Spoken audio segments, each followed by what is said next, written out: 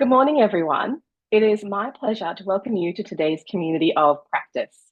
I'm Sarah Shams, and it is so great to be your facilitator today. A little about me. I'm a proud disabled woman of colour and founder of Ethnobility. A double above knee amputee, I bring lived expertise to my work as a consultant, speaker, creator, and model. With a background in pharmacy, I lead intersectional inclusion initiatives across sectors, supporting organizations to embed equity, accessibility, and cultural safety. For me, being involved in the co-design team has been a wonderful opportunity to apply my skills and learn how to improve outcomes for our beautifully diverse disability community. Quick description. I am a woman with brown skin, long black hair with natural grey silver streaks. Today, I'm wearing a black dress with tan sleeves, traditional South Asian earrings known as jhumka, and glasses. We acknowledge the traditional owners of the lands on which we meet.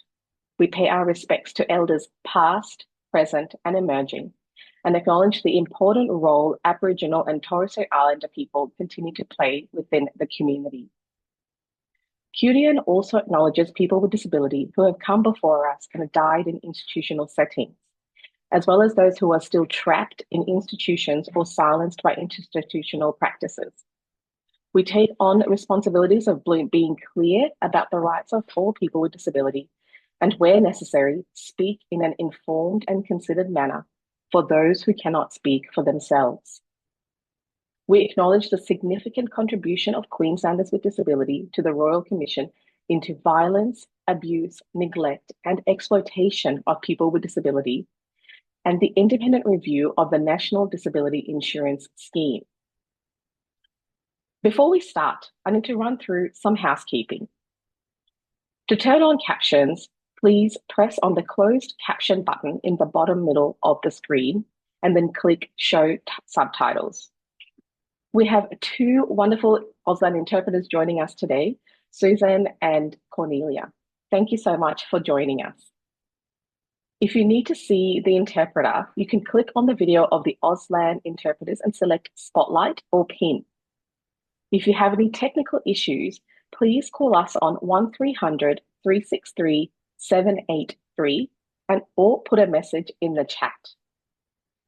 Today's presentation is being recorded and will be uploaded to our website. We want you to all know that this is a safe place, and we encourage you to ask questions and share without fear of judgment. There is no such thing as a silly question, and there are no right or wrong answers. The QDN team is really committed to continuous improvement and encourage you to keep sharing your thoughts. We'll put the link to the feedback survey in the chat at the end of the session. And finally, to all who are observing, wishing you a Holy Lent, Happy Chinese New Year, and Ramadan Mubarak. Thanks for coming along to our third community of practice. We hold these once every quarter to help build co-design capacity and connection across the disability sector, a key pillar of the stakeholder engagement and co-design strategy.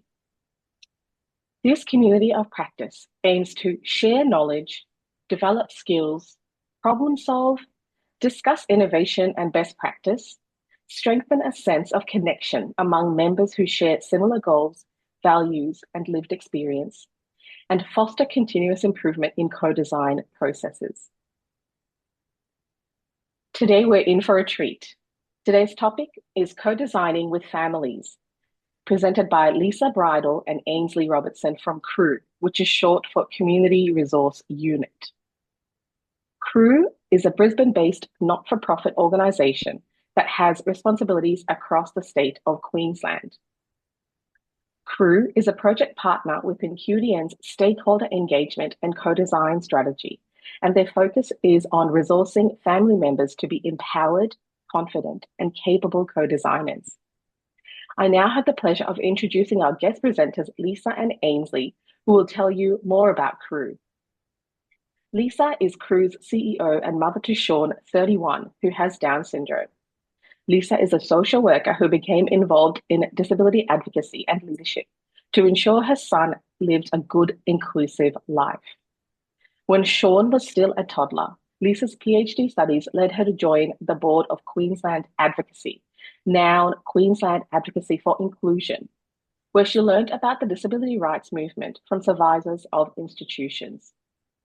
She's grateful for opportunities to work alongside others committed to equal rights and full citizenship for all. Ainsley is a Crew facilitator and parent to 18-year-old son, Will, who is autistic and minimally speaking. With a background in primary school teaching and education advisory roles, Ainsley currently facilitates Crew's co-design workshops, which are provided in partnership with QDN. Over her past 6 years working at Crew, Ainsley has supported many families in navigating schooling and inclusive lives for their child with disability. In their presentation to us today, Lisa and Ainsley will outline why family voice is vital to co-design and the benefits of including family members in the co-design process.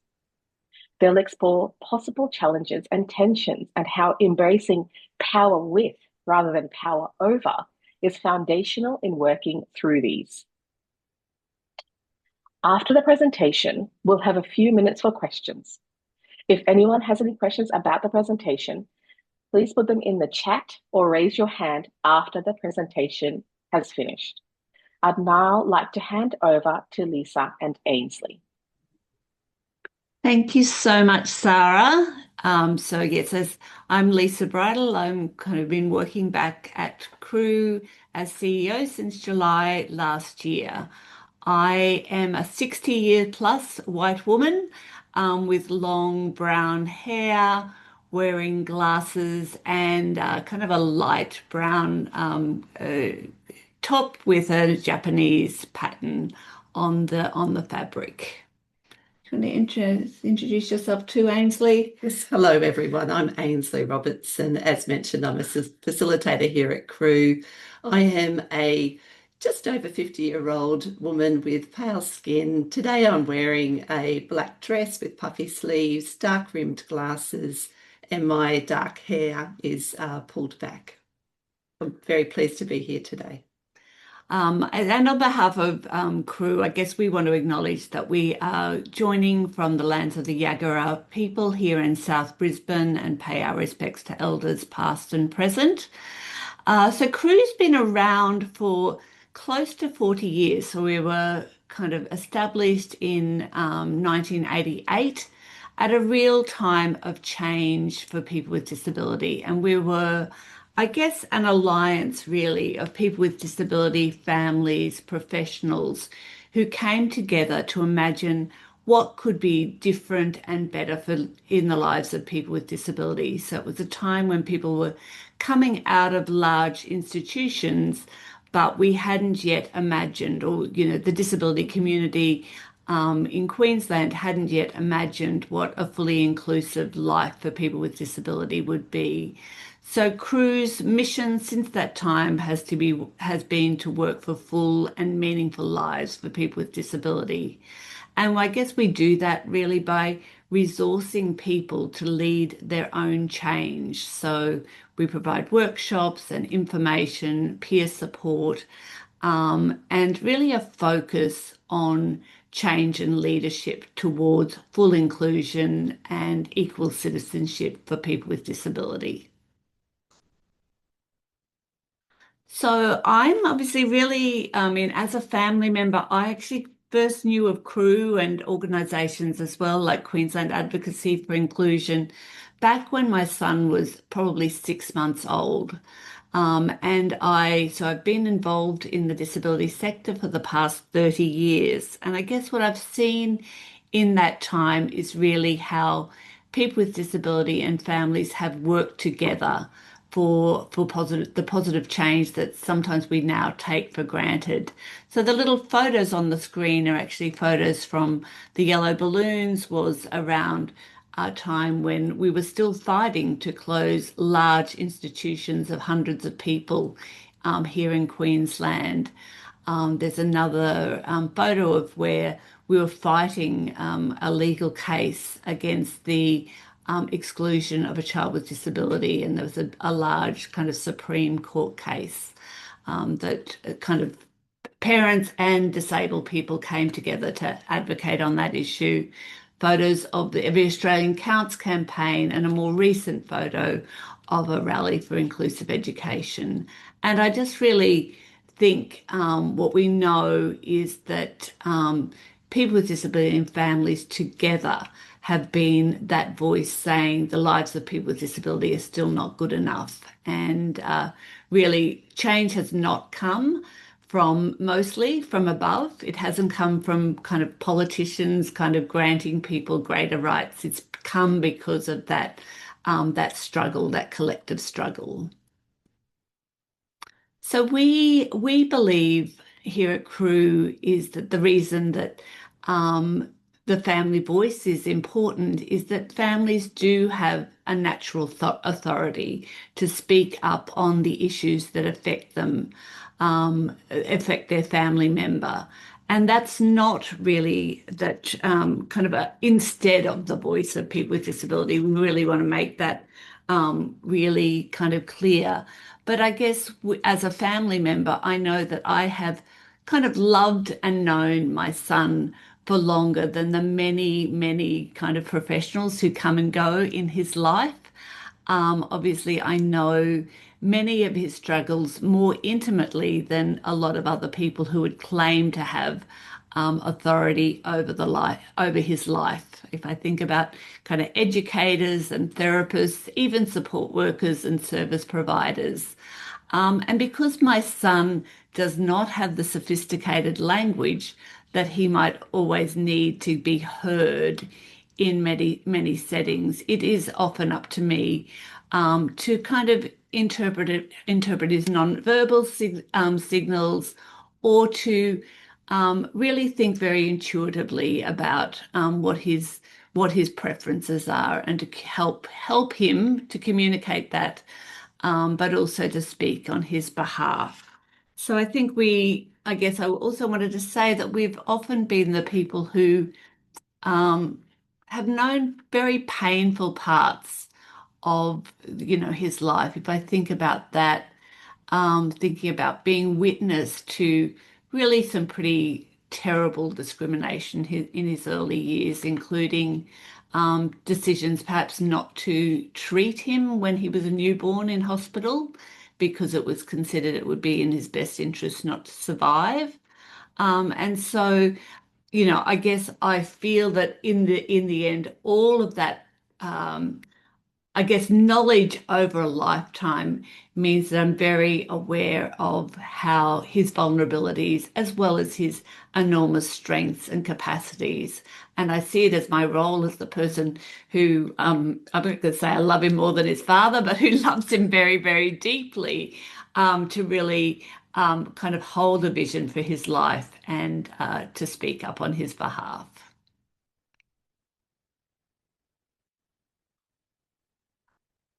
So yeah, these are some photos of Sean which tell his kind of life. So he was born, there's his birth date. And, it was really pivotal when he was a baby that I met other family advocates through an organisation that sadly doesn't exist anymore, Queensland Parents for People with a Disability. And it helped, those links helped me to get a vision of what was possible for him through preschool and through his school years, and then through primary school, high school. And I guess it's just worth noting that many of those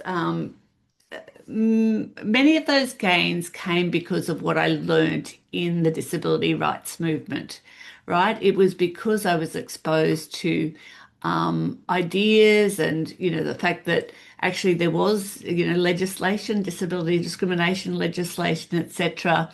So it's combined from the knowledge that I learnt through that, as well as through being involved with disabled people and other families, as well as my deep knowledge of Sean and a deep conviction in his values that had helped me be an advocate for him. And I think that in turn has meant that I've got kind of some valuable things to offer in processes of co-design because I have seen the systemic failures as well as the enablers. And I think that I guess I feel I have a responsibility actually to share that alongside him and other disabled people. So this next section of our session really focuses on the many benefits of including family voice in co-design. So, as Lisa mentioned, there are parts of Sean's history that really only she knows. Those times during particularly his early life and the school years, she would have been, and her husband and family would have been the buffer for Sean with that information that was being shared with them, negative information, or with the advocacy and the hard work that they needed to do to ensure that his needs were met and that he was supported and included well. So we believe it's really crucial for family members to be part of co-design with and alongside at times their person with disability because they know those gaps that their loved one with disability may not know about, those times, those conversations, those hardships that they were the buffer for them.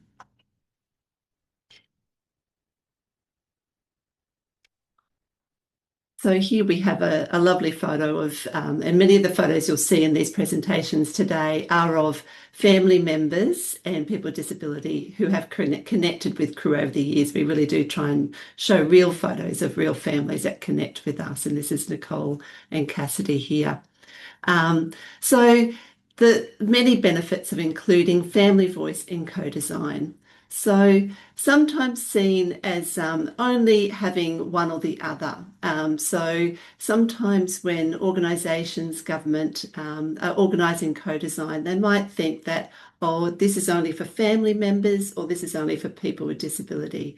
And we would like to promote that it's together, that power together is really important.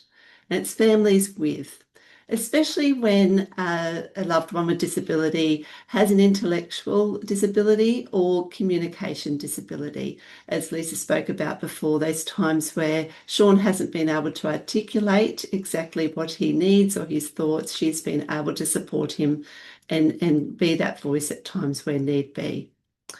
And family members can account for the vulnerabilities of people. So those times when we know they might be within the co-design session and they may not be able to communicate something or may need to step in and support them to be their voice and to share their voice with the co-design work. And family members can ensure that it isn't just the most capable voices in the room. So there are times when our loved ones with disability won't be able to or can't be in the room or in the meeting or in the co-design session. So at those times we can represent them and make sure that their voice is heard and not just those capable voices are heard. So I guess we're thinking about why does it matter that people have been there for the long haul? And I guess I was thinking about, really, so some of those early experiences of both, the early medical experiences and what it was like to be really, it was so blatantly a devaluing of my son's life. And I think that one of the things that has kind of never left me from that time is really an understanding that someone's value, the value of a life, particularly for a person with intellectual disability, can never be taken for granted, that that's something that you may have to establish with an audience, right? You may need to actually so I guess just so blatantly the low expectations and the stereotypes of people with intellectual disability as less deserving than other people has never left me. It's just an early, powerful lesson that then I draw upon to really find my voice in situations where you're up against, more powerful voices in the room. So I think it's, what that long haul gives me is an understanding really that there's some pretty common things that happen in systems around who is accorded power and who is accorded respect. And I think I know that many people with disability will also have had those experiences. And I guess what the family experience gives you is an understanding that this is over the life cycle, right? It doesn't just happen, for example, when you, enter the workforce. It doesn't just happen in particular settings. So it gives you those patterns kind of over time, as well as what makes a difference. And for me, what has made a difference is actually being really connected to other people who are having kind of experiencing similar experiences of discrimination, and realizing there is power in that collective voice.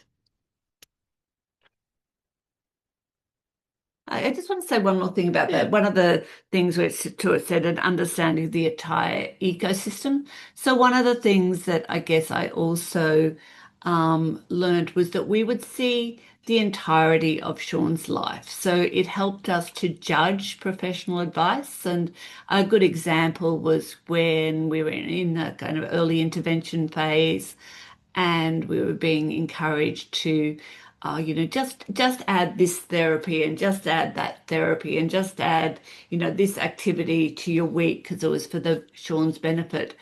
And I guess it was really helpful for us to reclaim our power as a family and go, when will he get the chance to play? When will he get the chance to make friends in his local community, etc. So I think there's something around, and I guess I am thinking particularly in that early childhood phase about hearing, if we don't hear family perspectives there, I think the professionalised voices will be afforded perhaps more of a say than is in the best interest of people with disability and their families.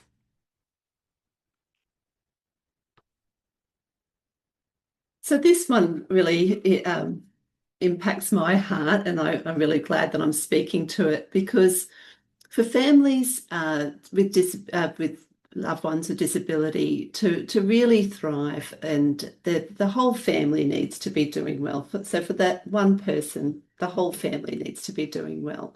So it's so important that co-design is now a thing and taking off, because it gives us that opportunity to improve systems and services so that all of the family can thrive better.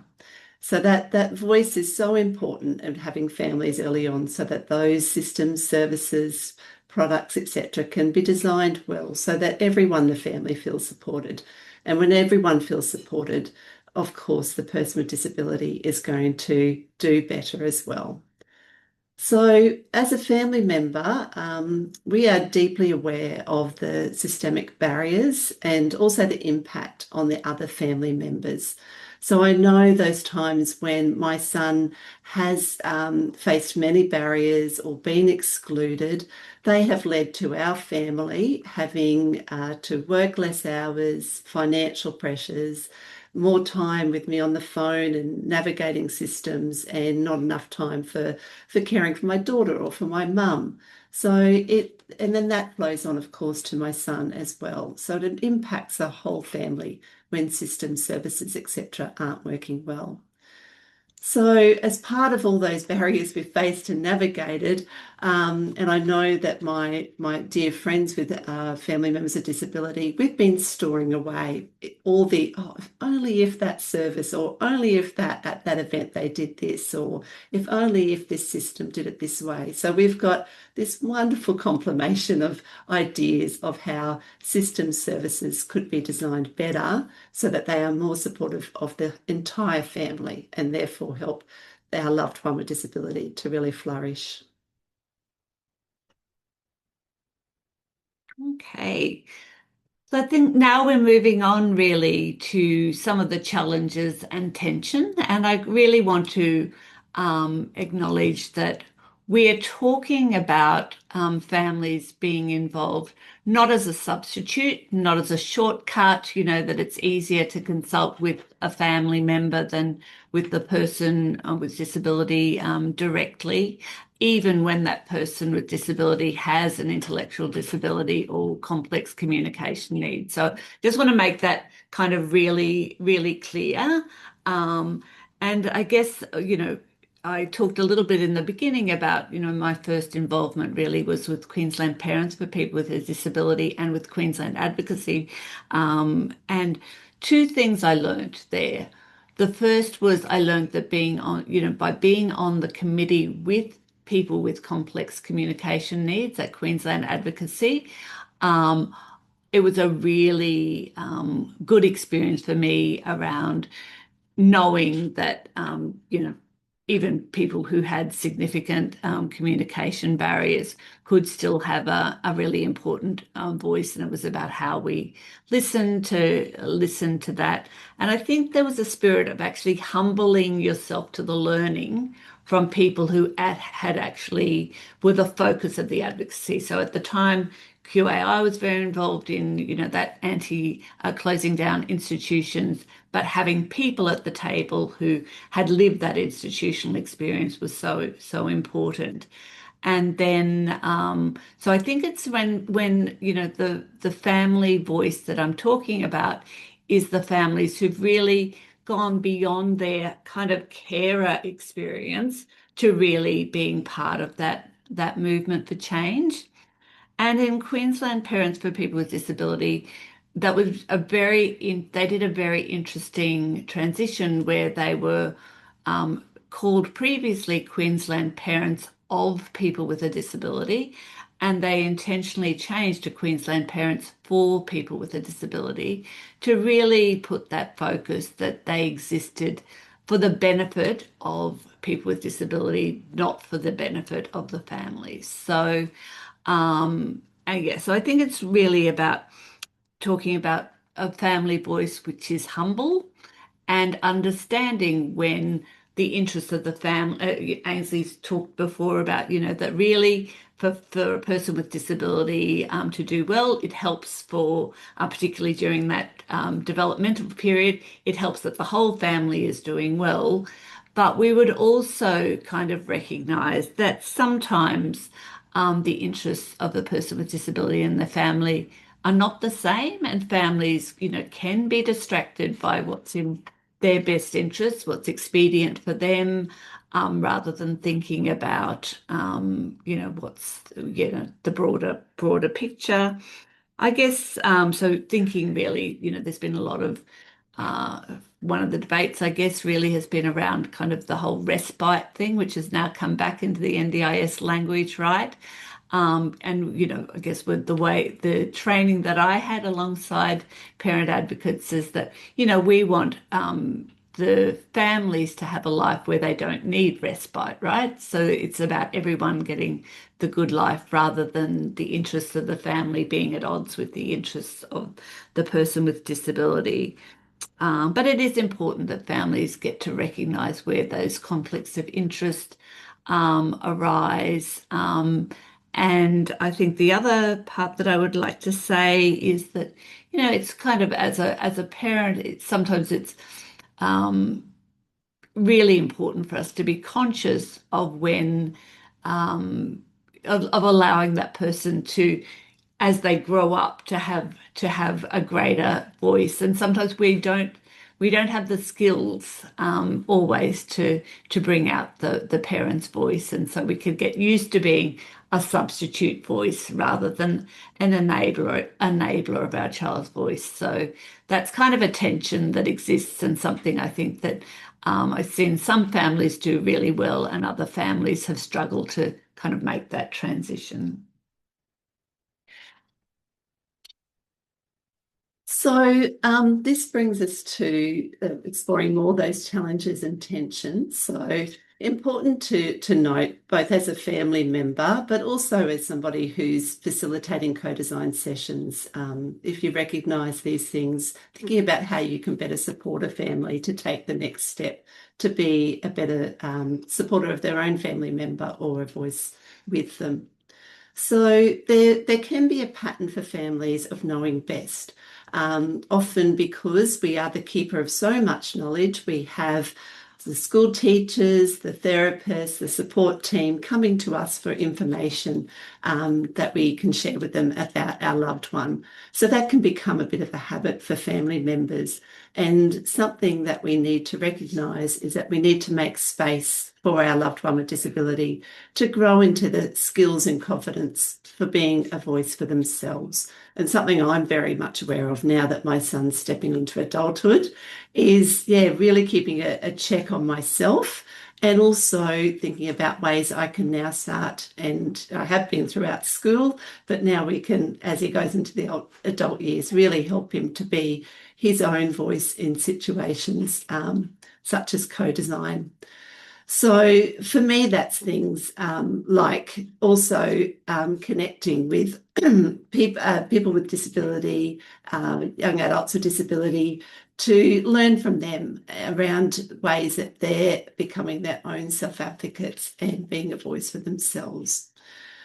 And also, it's important to be aware of that many families can be overprotective because of past setbacks, because of hard times and hardships that we've needed to face, for being devalued and for our voice being shut down in the past.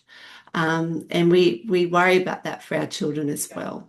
So there's always that we're balancing out the advocacy versus building resilience. Do we want to put our young person and ourselves in this situation, or is it a potential situation where we could be building our resiliency and our skills to be able to contribute well? So that's just something to be aware of for ourselves as parents or as family members, but also for those facilitating and wanting to encourage family members to be part of co-design situations.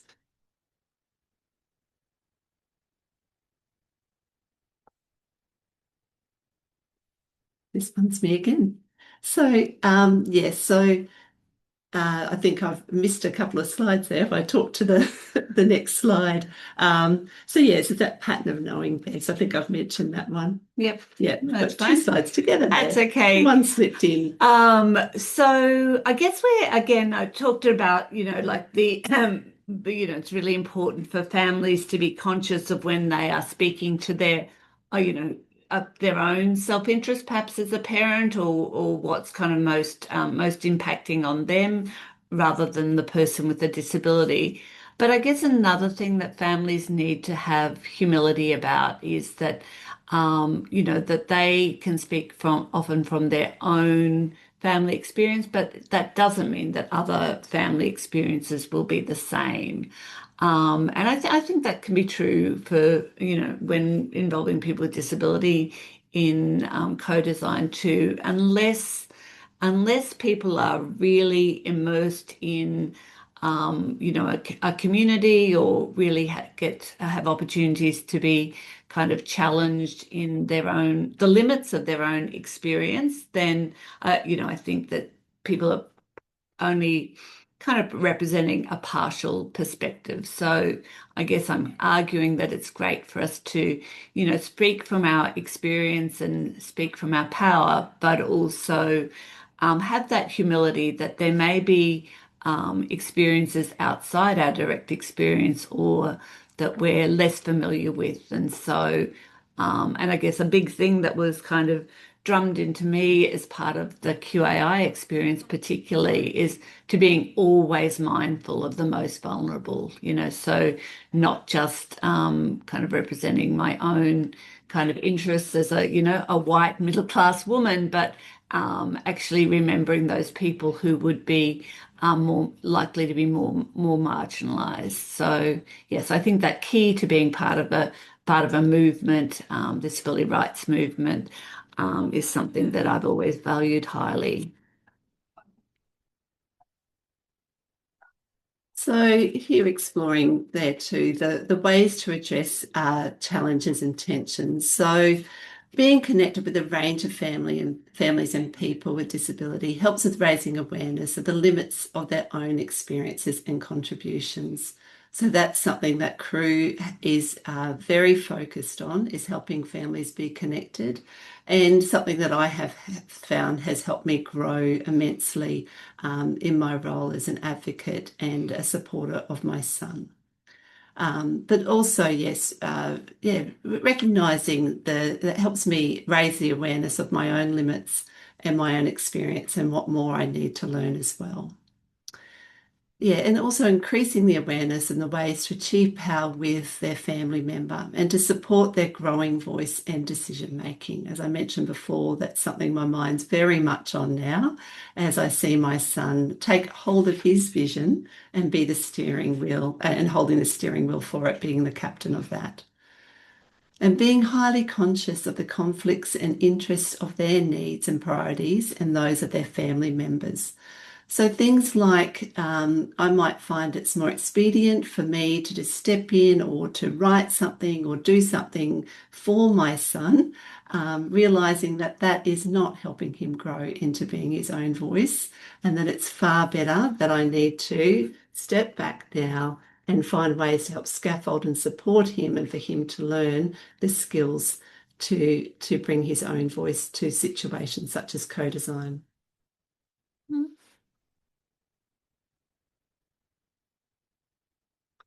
And these are some points that we believe are just very helpful to remember particularly as a facilitator of co-design sessions where you're inviting families to be involved. That to please be mindful that family members, and of course we want to acknowledge that people with disability are juggling multiple things and participating in co-design but with family members, they're also juggling lots in their lives as well, such as work, caring, and financial pressures as well. And that we often have multiple family members that we're caring for, such as myself at the moment. I'm there for my mum at her My Aged Care and Blue Care sessions, etc. And then also navigating lots with my son as well. So we're often navigating systems for multiple family members. And also that family members may be wary of contributing due to past experiences because they have at times not felt valued or respected when they've gone to share their voice before.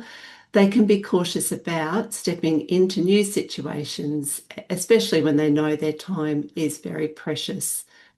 So often you will need to take that one person by one person approach and making sure things like families are accommodated well. For example, if there's a co-design opportunity, providing things such as online opportunities so that they don't need to do that travel if that's a difficulty for them.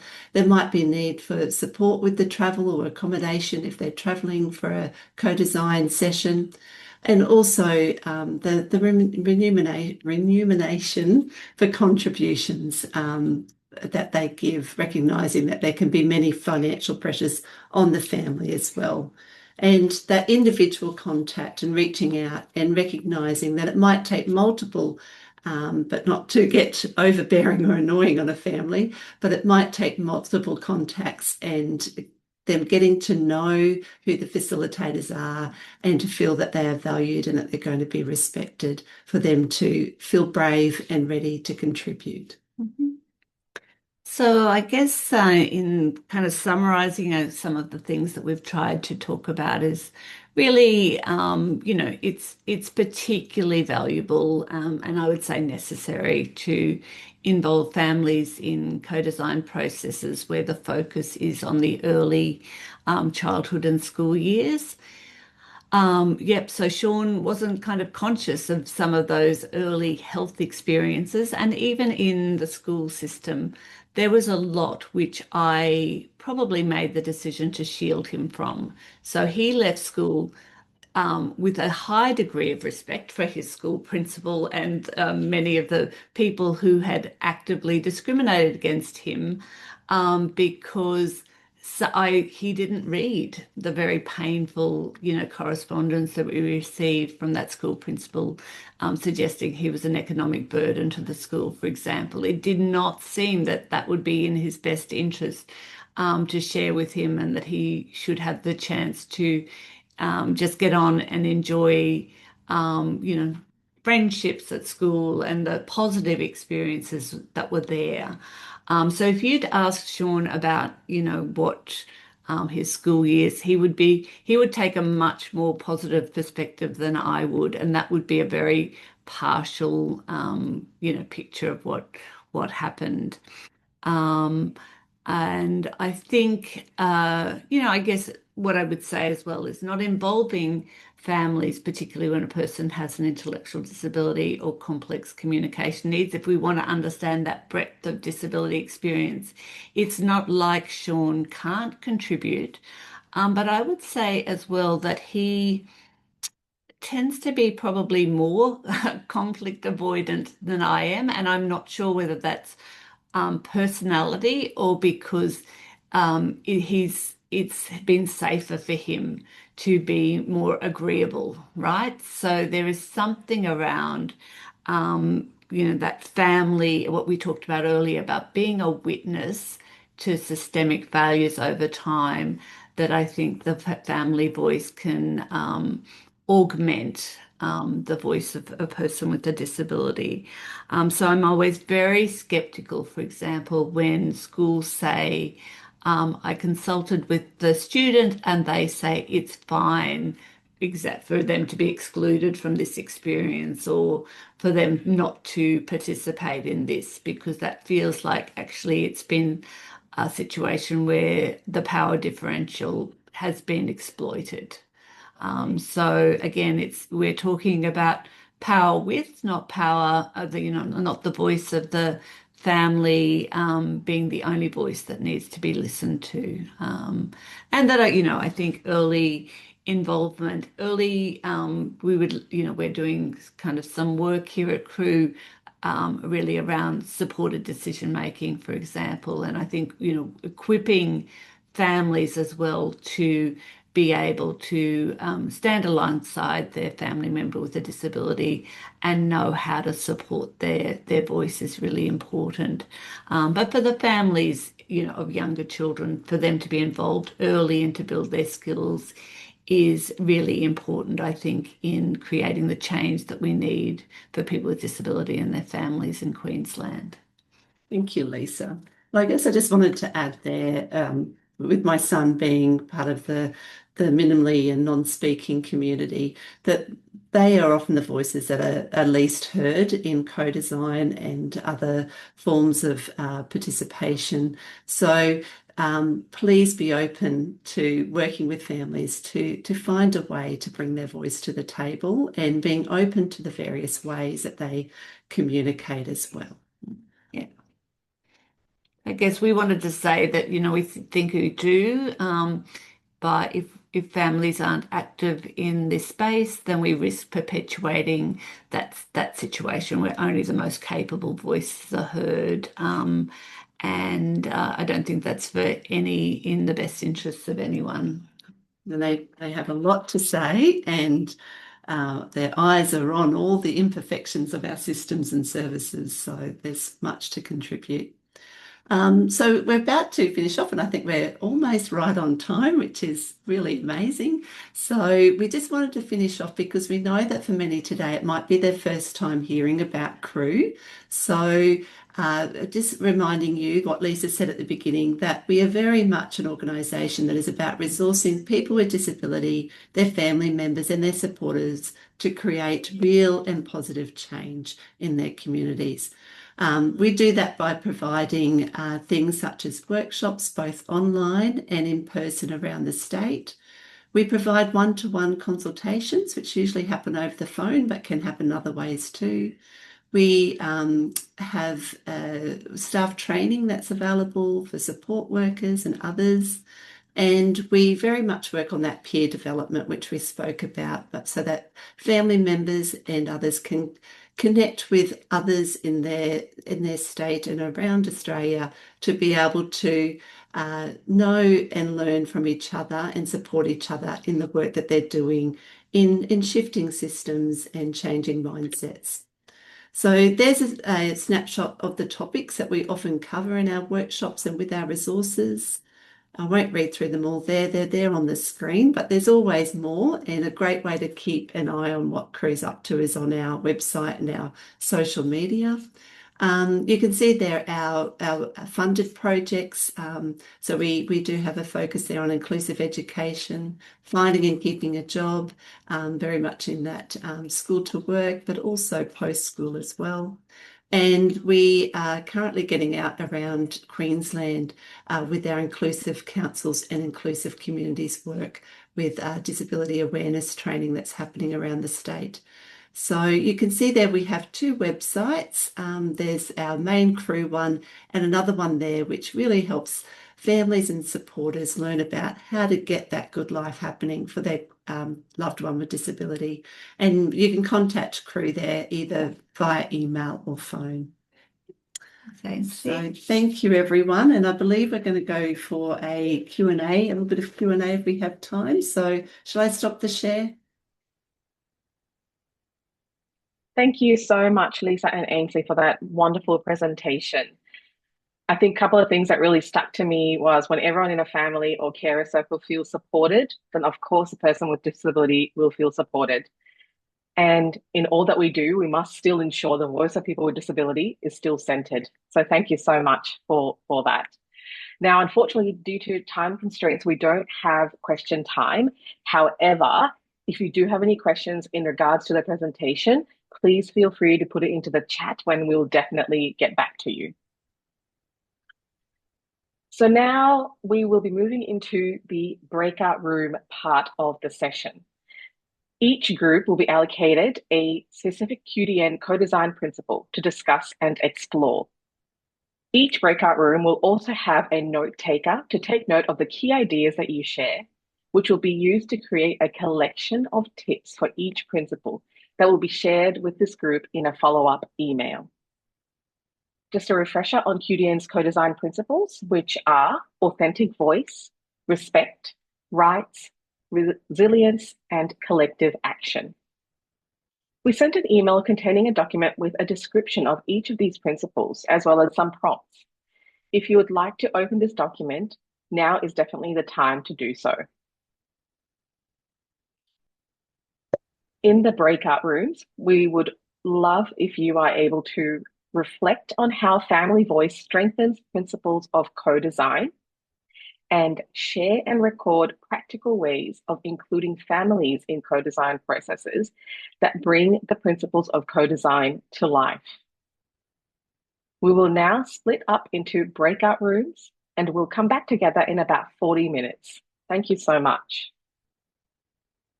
Thank you so much for the engagement and sharing your lived experience and expertise.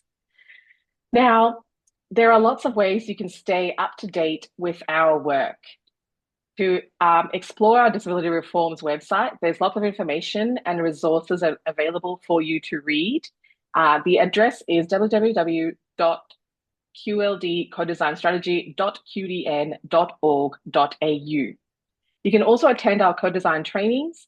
These sessions are targeted towards people with disability, family members, or carers of someone with a disability, and government employees. We'll announce new dates on our website soon. You can also come to our next round of community forums in May 2026, and details will be released about that soon as well. And lastly, reach out to the team if you have any questions at admin@qdn.org.au. Now, if anything discussed today has been challenging for you and you feel like you might like to speak with someone about this, we have displayed some phone numbers on the screen of various support services you can connect with. Please let us know if you'd like more information about this. I want to say sincerely, thank you so much for joining us today. The next Community of Practice is in 3 months on Thursday, 21st of May, 2026 at 10 a.m.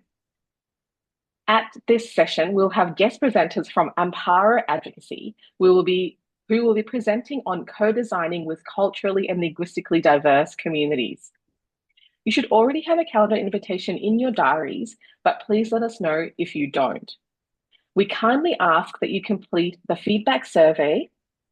We have sent a link in the chat, but there's also a QR code on your screen that's being displayed now. We always actively seek your input and feedback to make sure it's as good as it can be. The evaluation survey we have put together is a short survey to seek your feedback about our forum today. The QR screen is there, and thank you so much for coming along today, and it was my absolute pleasure to be your host as well. Enjoy the rest of your week, and we'll see you next time.